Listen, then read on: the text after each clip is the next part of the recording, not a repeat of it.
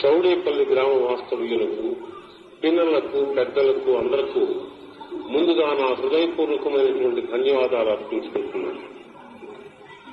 నాకు ఈ మధ్యన ఒక 5 మాసాలై చాలా సృష్టి చేసింది.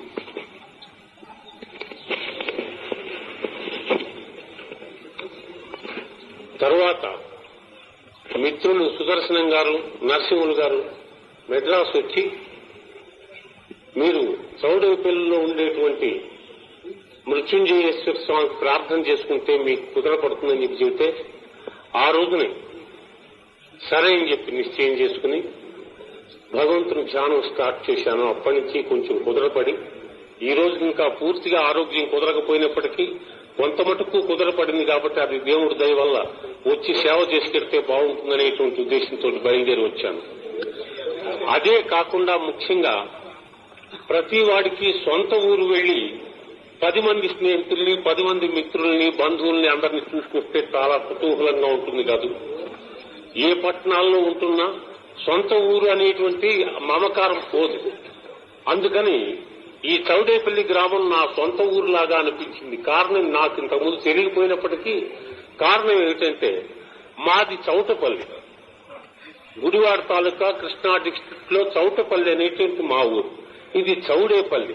ఆ టా తప్ప డిఫరెన్స్ మిగతా అంతా మా ఊరులాగానే అనిపించింది కాబట్టి తప్పకుండా దేవుడి దర్శనం చేసుకుని దేవుడి ఆశీస్సులు పొంది వెళ్ళాలి, 10 మంది కొత్త మిత్రుల్ని కలుసుకోవాలి కొత్త సంవత్సరంలో అనేటువంటి అభిలాష రేకెత్తి వెంటనే బయలుదేరి వచ్చాను. ఇంకా పనులు ప్రారంభించకముందే కొంచెంగా ప్రారంభం చేశాను. పూర్వం పాడేటువంటి స్థితి ఇప్పుడు లేకపోయినప్పటికీ ఈ మృత్యుంజయేశ్వర స్వామి దయ వల్ల మళ్లీ కలుగుతుందనేటువంటి ఆశ నాకు పూర్తిగా కలిగి 10 రోజుల క్రితం నుంచి మళ్లీ రికార్డింగ్స్ ప్రారంభం చేశాను. ఆఫ్టర్ 6 months నా జీవితంలో 6 మాసాలు పాడకుండా టైం వేస్ట్ చేసినటువంటి టైం ఇదొక్కటి తప్ప నా జీవితంలో వేరే టైం ఏం కనిపించట్లేదు. నేను రోజుకి 20 గంటలు, 15 గంటలు, 14 గంటలు పాడుతూ ఉంటాను. అలాంటిది బెడ్ రిటర్న్ గా కంప్లీట్ 5 మాసాలు బెడ్ లోనే ఉండి ఇప్పుడు కొంచెం కులాసా చెక్కి మీ అందరి దర్శనం చేసుకునేటువంటి భాగ్యం ఆ భగవంతుడు నాకు కలగజేశాడు.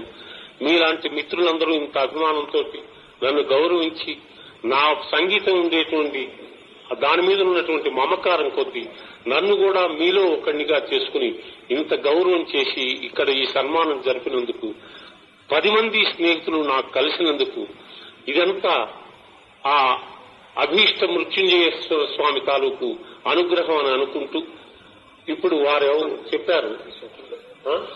తర్వాత వీరు చెప్పిన రోజునే నాకు